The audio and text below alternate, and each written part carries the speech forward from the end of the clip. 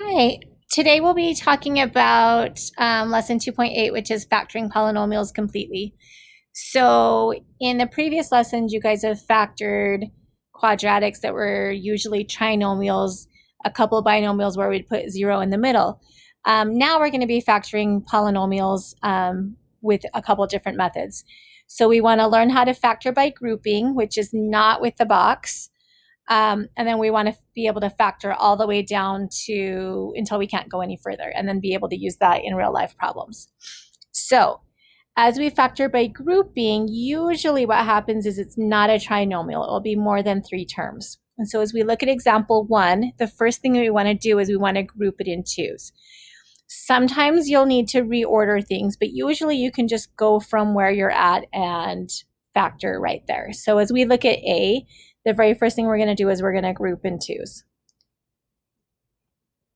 And then what we're going to do is we're going to factor out the greatest common factor out of each pair. So as we look at the first pair of x cubed and 3x squared, we look for what they have in common. So they both have an x in common. And then the smallest power we have is a 2. So we're going to take that out. And so if you have 3x's and take 2 out, you're left with 1. And then if you have 3x squared and you take the x squared out, you're left with 3, just like we did before. Now when we look at this second group, we're looking at what can I take out of 2x and 6. And so I can take out a 2, and we just divide everything by 2. So 2x divided by 2 leaves us x, 6 divided by 2 leaves us 3. And what should happen when I do that by grouping is what's in parentheses should be the same. And so whatever is the same, we write out in front, which is this piece, and then whatever's left, which in this case is going to be x squared plus 2, that is what's going to go on the outside. So this is going to be x squared plus 2. And then what we should do is look to see if we can go any further, but notice that this is an x squared. And so if I try to go further, that's the only one that I'd be able to factor because this is an x power of 1. So I could try to say, well, if this is 0x, I need factors of 2 that give you a 0, which doesn't work. So we're done at this point. When I look at example B, the same idea. I'm going to still group in twos. So I'm going to group the first 2 and the second 2 together. I'm going to pull out the greatest common factor out of the first 2. So now when I look at it of x squared and y, there's nothing in common. And so because of that, that might make you rethink how I want to order it. So I might want to say, well, how about if I rewrite this and see if I can take something out? And so you might pair things together that look closer. So I might say, well, how about if I pair up x squared plus x and I pair up y plus xy? So if I group it differently, and then I look at these two and I look at these two. And so when I look at the first pair, it looks like I can take out an x, and that gives me x plus 1. And then if I look at this second pair, I look to see, oh, it looks like I can pull out a y, and I'm left with 1 plus x. And even though these don't look exactly the same, notice that the only difference is that really these are just flipped around. And so they're both an x and a positive 1, and so that's what I can take out.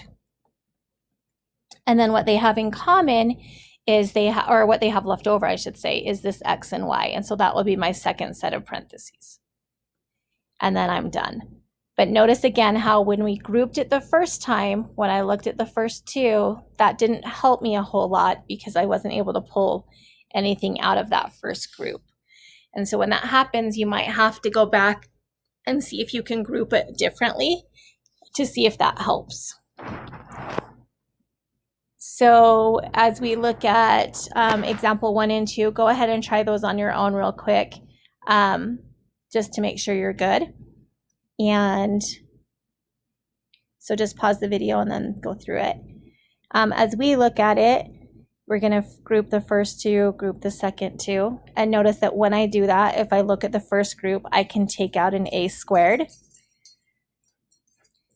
And so if I take out a squared, I'm left with a plus 3. If I look at a plus 3, I can't take anything out except for a 1, which is fine. So if I can only take out a 1, then I just write 1 down, and I get a plus 3.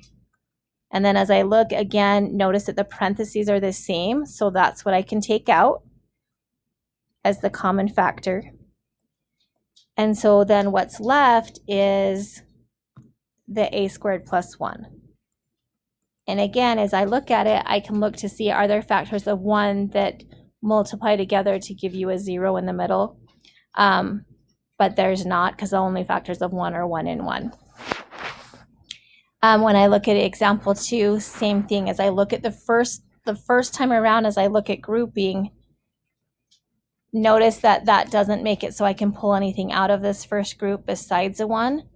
And I can pull something out here, which is a y. And because they're not going to match up, we're going to try regrouping or reordering our problem. So if we reorder, then let's say we have, let's just do y squared plus yx.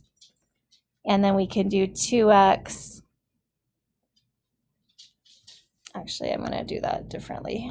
Let's do y squared plus 2y. And then let's do 2x plus yx. And the reason I decided to group it that way is because these are both having, those both have just y's, and these two at least have 1x. So as you look at grouping, kind of pay attention to what's going to help you.